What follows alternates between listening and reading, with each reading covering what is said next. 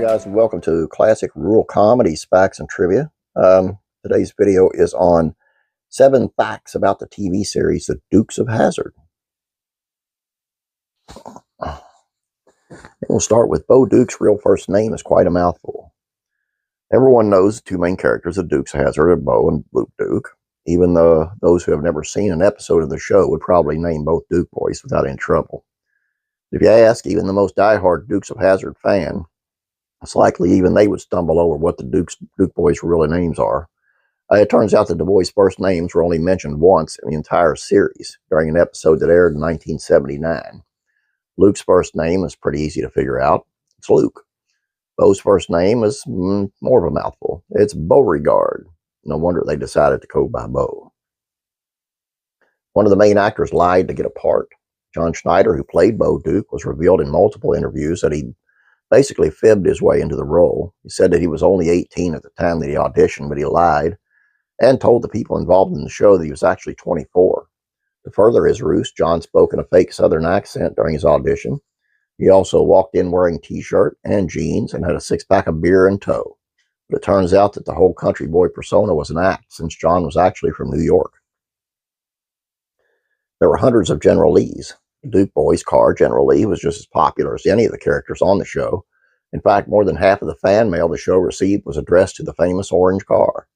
As you would expect, the exact same car wasn't used throughout the entire show. But I bet you'd never realize just how many General Lees there actually were. Since so many cars were destroyed in the process of filming the show, anywhere from 256 to 321 vehicles were used throughout the series to serve as a General Lee. This became difficult for the show creators since Dodge eventually stopped making the Charger, which is what the General Lee was. General Lee didn't have its signature horn at first. Everyone recognizes General Lee for his orange paint, the 01 and on the side, and of course his signature Dixie horn. Believe it or not, General Lee didn't start out with that horn. While filming the first episodes of the show, producers decided to go on a little cruise around Atlanta. During the drive, they passed by a car that had a Dixie horn, and they instantly knew they needed it for the General Lee. They chased the driver down and got him to sell the horn to them. Later, the producers realized that the horn wasn't as rare as they thought. They actually could have bought it at any old auto parts store for much less than what they paid for it from that random guy. Eventually, the General Lee's real-life horn didn't even make the Dixie sound. That was added in later during the post-production phase. The man who played Boss Hogg had a surprising contract agreement. Anyone who grew up watching the Dukes learned to despise the character named Boss Hogg, who was the main antagonist in the show alongside with Sheriff Roscoe P. Coltrane, played by actor Sorrell Brooke. Boss Hogg was a corrupt and crooked county commissioner, the wealthiest man in Hazzard County, and Bo and Luke Duke's probation officer. While it's clear that Boss Hogg wasn't supposed to be a likable guy, Sorrell didn't want the creators to take things too far. He stated in his contract that Boss Hogg would never be involved in dealing drugs. He also made it clear that Boss Hogg would never kill anyone during the series. These conditions were met, and Boss Hogg still managed to be perfectly evil without dealing drugs or killing. Sorrell ended up appearing in every single episode of the original series. 5 actors also directed. Over the course of the series, 5 of the show's main actors also tried their hand at directing. Though they didn't end up directing the entire series, these actors ended up directing a significant chunk of the show's episodes.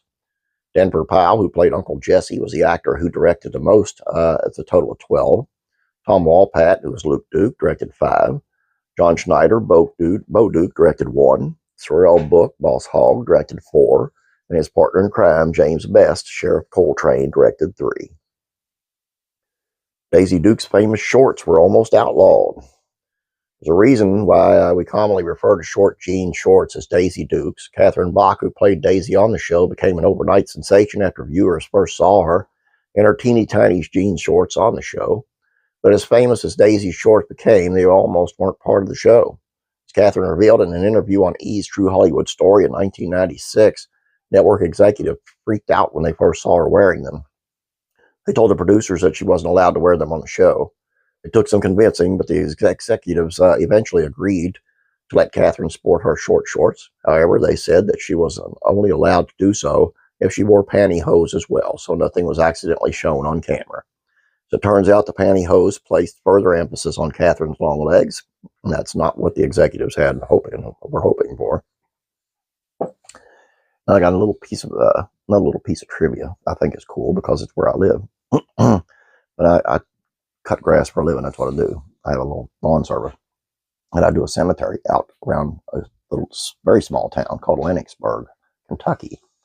And the creator from the Dukes of Hazzard comes from that very small town, Lennoxburg, Kentucky. I just think that's cool. I didn't even know that until a couple of years ago, and I live like 12 minutes from it. Anyway, that's all I got for you on this one. I hope you guys enjoyed this. Please don't forget about classic rock and country music facts and trivia. It's on Vince Gill and the Eagles, and classic TV facts and trivia. Please check those out. Please like this video. Please subscribe if you have not yet. You guys have a great day. God bless. And I'm praying for you.